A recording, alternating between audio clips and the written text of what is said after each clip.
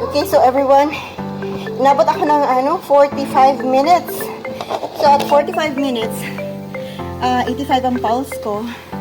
Tapos yung calories na burn is 95 at 2.4 kilometers distance.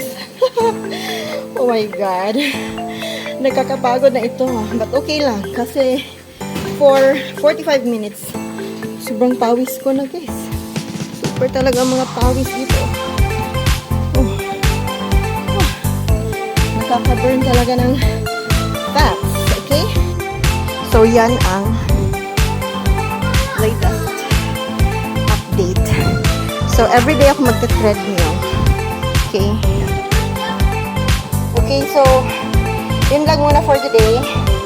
Thanks for joining me with my walking journey dito sa treadmill ko na athletic brand.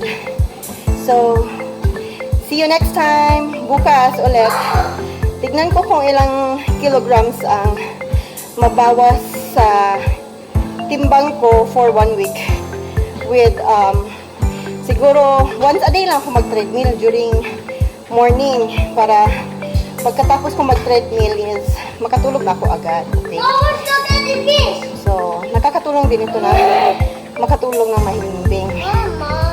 Okay, so thank you for watching. See you ulit bukas. Bye!